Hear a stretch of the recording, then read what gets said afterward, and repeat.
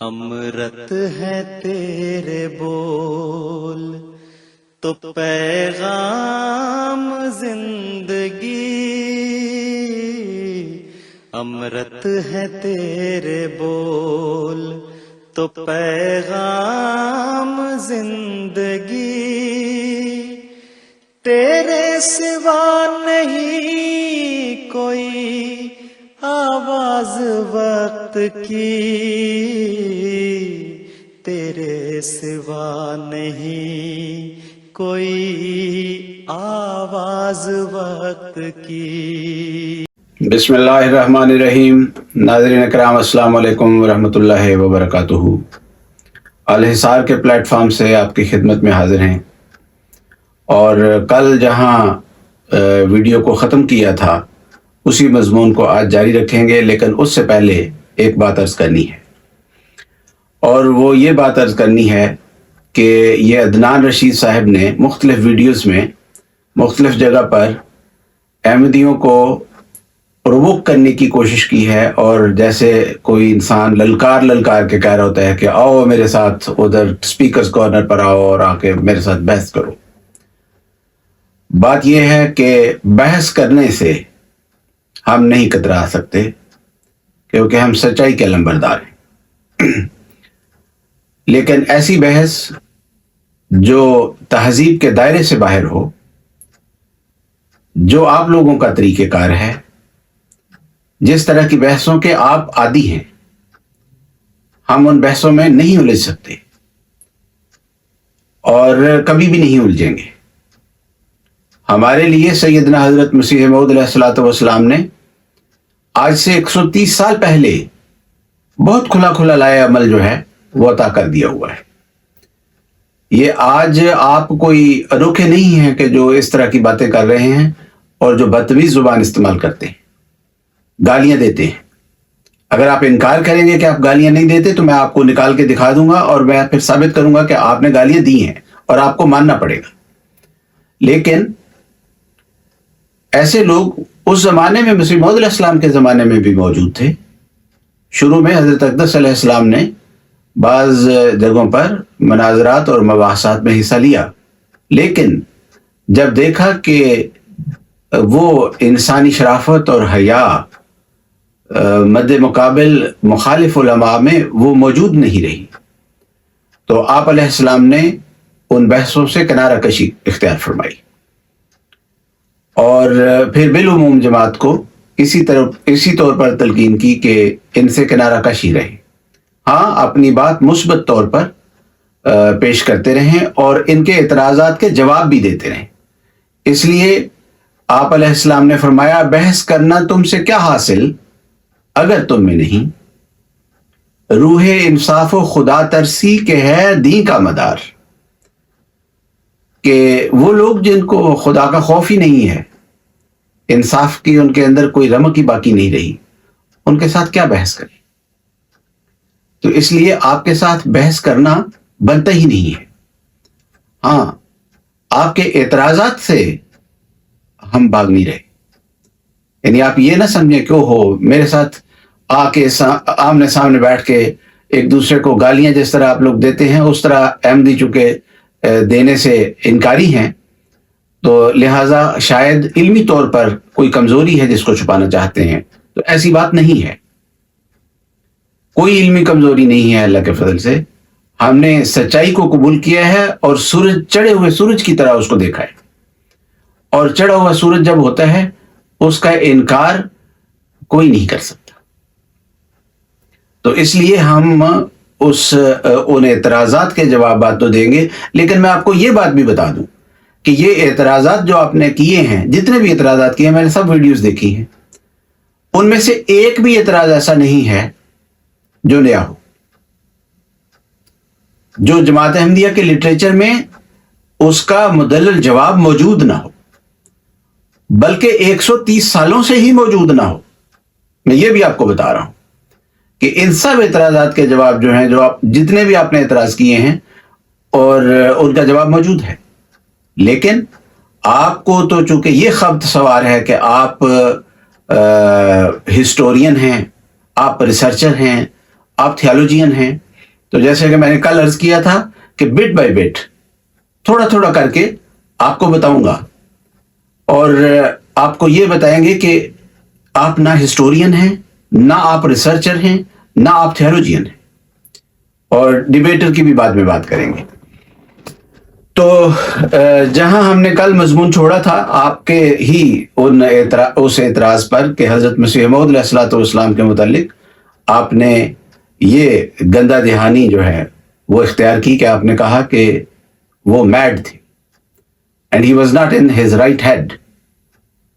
And he was mentally unstable. تو historian صاحب، میں ہسٹری کو آغاز انسانیت سے شروع کرتا ہوں،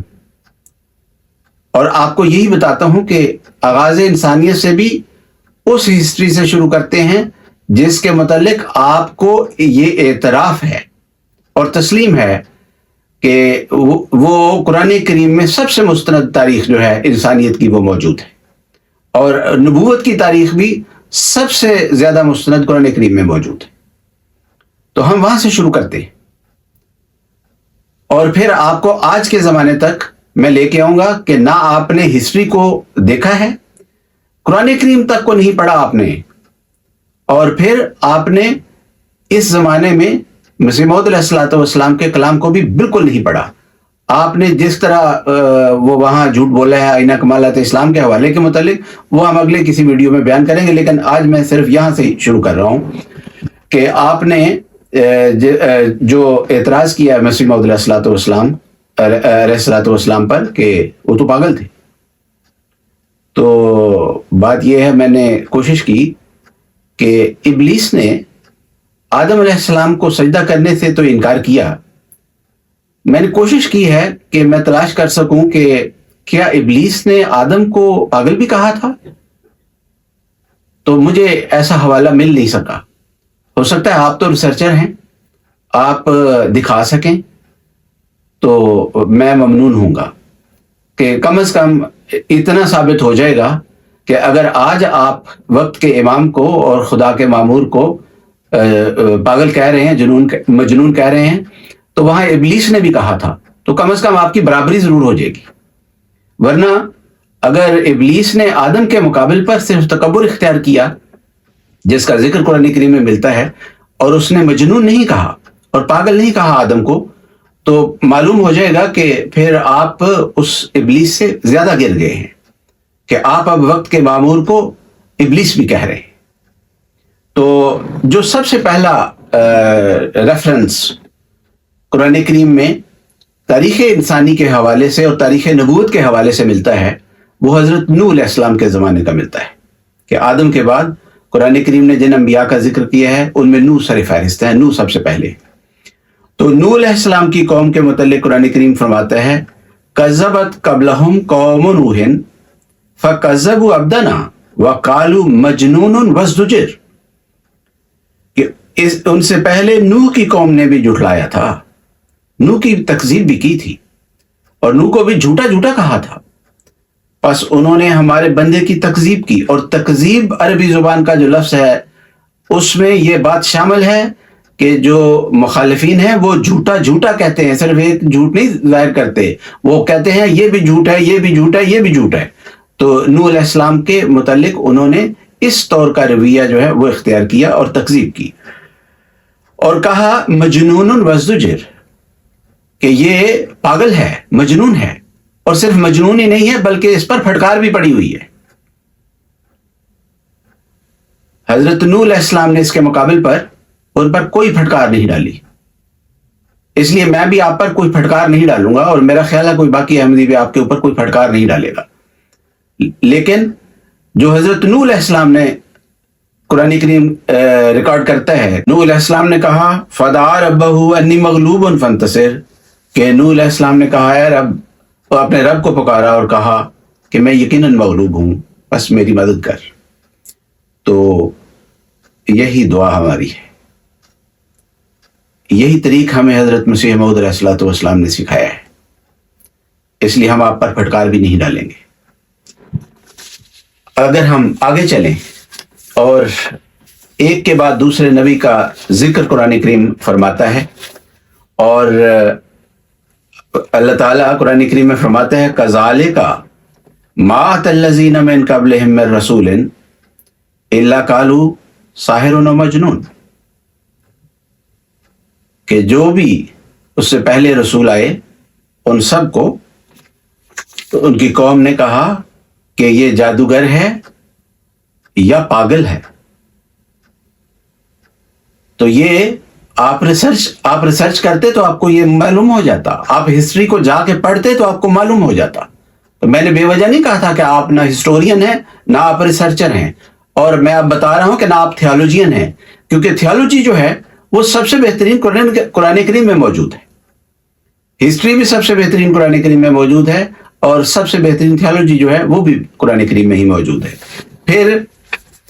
قرآن کریم میں ایک کے بعد دوسرے نبی کا ذکر کر کے، مثلا حضرت موسیٰ علیہ السلام کا ذکر کر کے بھی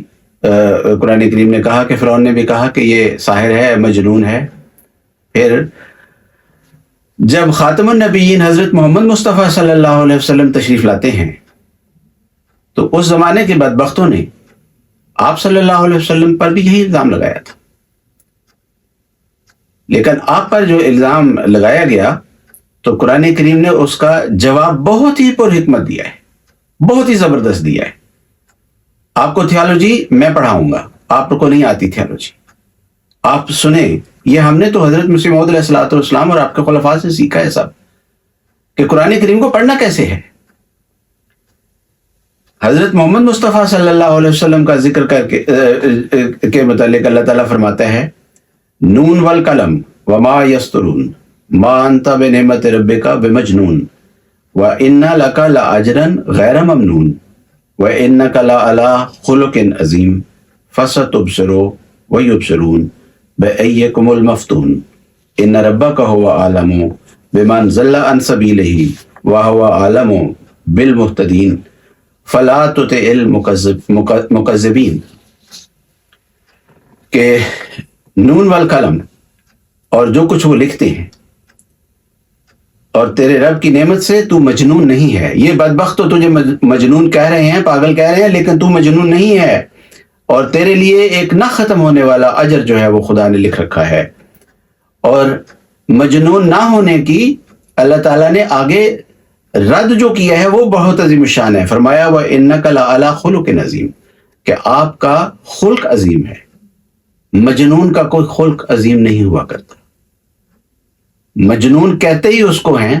پاگل اسی شخص کو کہتے ہیں جو موقع اور محل کے مناسب حال اپنے اخلاق کا اظہار نہ کر سکے، اپنی وہ جو ایک طبی کیفیت ہے،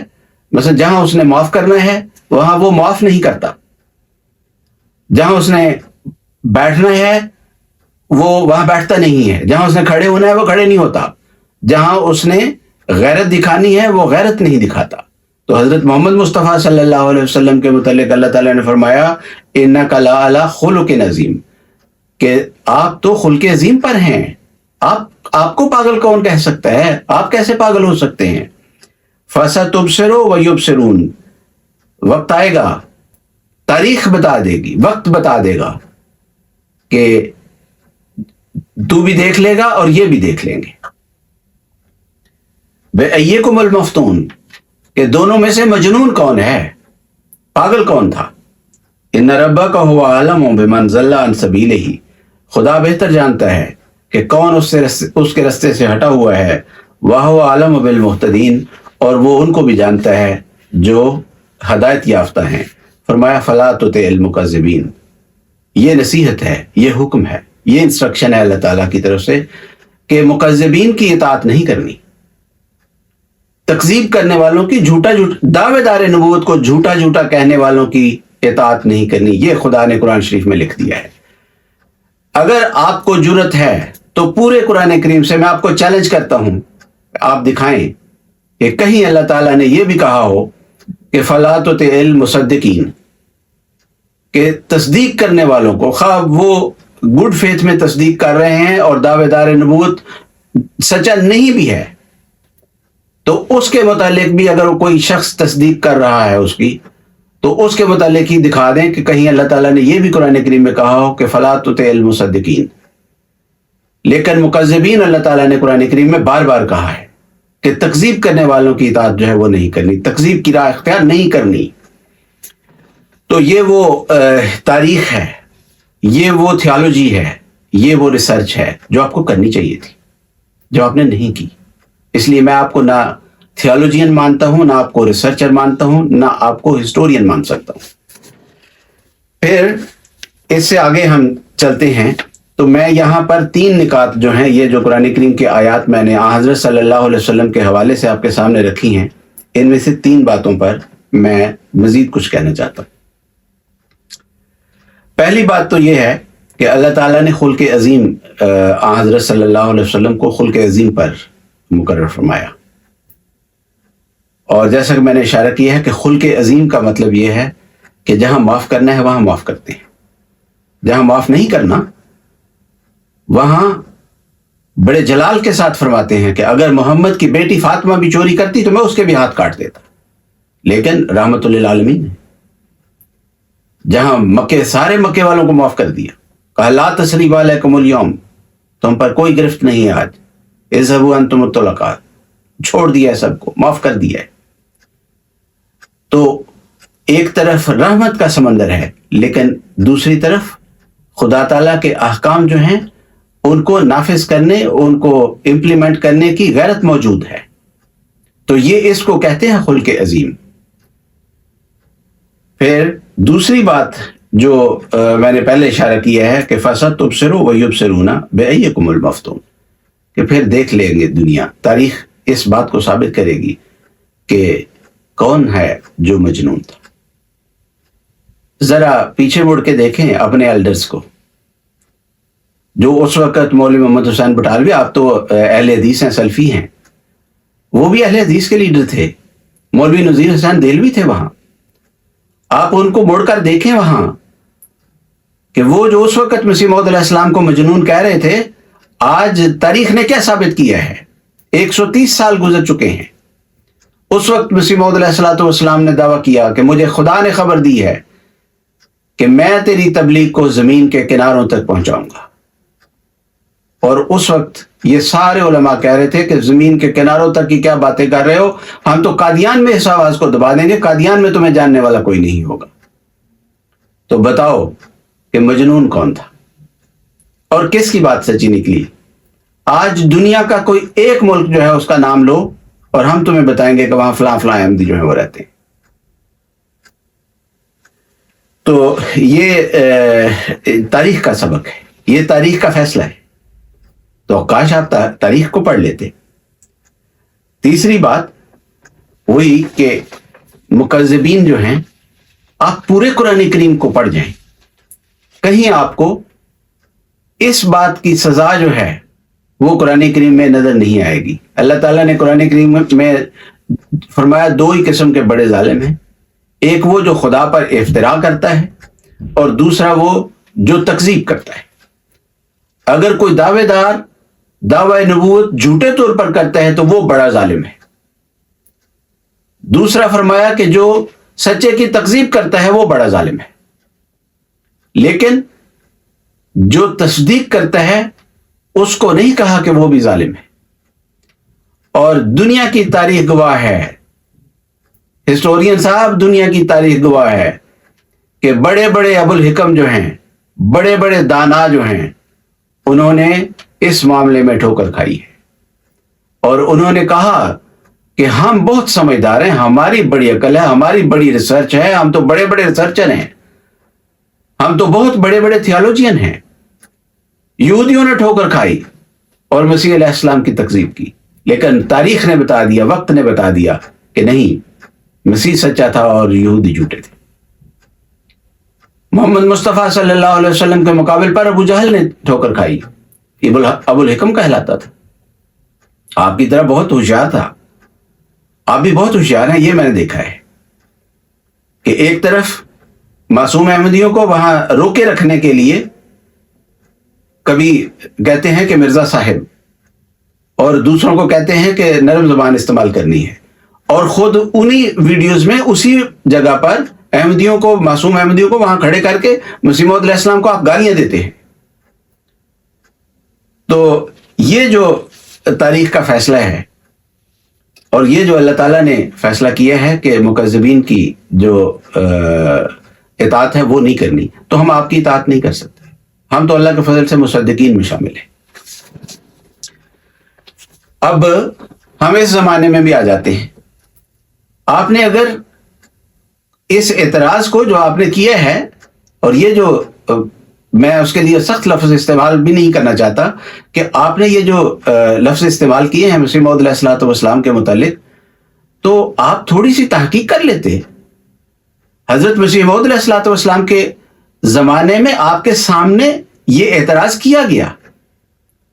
اور آپ علیہ السلام نے اس کا جواب دیا ہے. میں وہ جواب آپ کو پڑھ کے سنا دیتا ہوں. حضرت مسیح موعود علیہ الصلوۃ والسلام نے اپنی کتاب 40 میں اس بات کا ذکر کیا. فرمایا ایسا ہی خدا تعالیٰ یہ بھی جانتا تھا کہ اگر کوئی خبیث مرض دامنگیر ہو جائے، جیسا کہ جذام اور جنون اور اندھا ہونا اور مرگی، تو اس سے یہ لوگ نتیجہ نکالیں گے کہ اس پر غضب الہی ہو گیا. اس لیے پہلے سے اس نے مجھے براہین احمدیہ میں بشارت دی. یہ وہی براہین احمدیہ آپ نے پڑھی نہیں ہے، پڑھ لیں اس کو. اسی براہین احمدیہ میں اللہ تعالیٰ نے بشارت دی کہ ہر ایک خبیث عارضہ سے تجھے محفوظ رکھوں گا اور اپنی نعمت تجھ پر پوری کروں گا. تو یہ اللہ تعالیٰ نے پہلے سے مسیح موعود علیہ السلام کو وعدہ دے رکھا تھا کہ ایسے بدبخت پیدا ہوں گے جو جنون کا الزام لگائیں گے. حضرت مسیح موعود علیہ السلام اپنی کتاب اضال و حام میں، اور آپ کو یاد ہونا چاہیے اضال و حام وہ کتاب ہے جو جماعت کی بنیاد رکھنے کے فوراً بعد مسیح موعود علیہ السلام نے لکھی ہے. یہ 1890-91 کی تصنیف ہے. تو اس کا مطلب ہے کہ اسی وقت جب آپ نے دعویٰ فرمایا تو آپ جیسے بدبخت جو وہاں موجود تھے انہوں نے آپ پر جنون کا الزام لگایا ہے. فرمایا دوسری نکتہ چینی یہ ہے کہ مالیہ خولیہ یا جنون ہو جانے کی وجہ سے مسیح موعود ہونے کا دعویٰ کر دیا ہے. اس کا جواب یہ ہے کہ یوں تو میں کسی کے مجنون کہنے یا دیوانہ نام رکھنے سے ناراض نہیں ہو سکتا، بلکہ خوش ہوں، کیونکہ ہمیشہ سے ناسمجھ لوگ ہر ایک نبی اور رسول کا بھی ان کے زمانہ میں یہی نام رکھتے آئے ہیں، اور قدیم سے ربانی مصلحوں کو قوم کی طرف سے یہی خطاب ملتا رہا ہے. اور نیز اس وجہ سے بھی مجھے خوشی پہنچی ہے کہ آج وہ پیشگوئی پوری ہوئی جو براہین احمدیہ میں تباہ ہو چکی ہے کہ تجھے مجنون بھی کہیں گے. لیکن حیرت تو اس بات میں ہے کہ اس دعویٰ میں کون سے جنون کی علامت پائی جاتی ہے، کون سی خلاف عقل بات ہے جس کی وجہ سے معترضین کو جنون ہو جانے کا شک پڑ گیا. اس بات کا فیصلہ ہم معترضین کی ہی کانشنس اور عقل پر چھوڑتے ہیں اور ان کے سامنے اپنے بیانات اور اپنے مخالفوں کی حکایات رکھ دیتے ہیں کہ ہم دونوں گروہ میں سے مجنون کون ہے اور عقل سلیم کس کی طرز تقریر کو مجانین کی باتوں کے مشابہ سمجھتی ہے اور کس کے بیانات کو قول موجہ قرار دیتی ہے.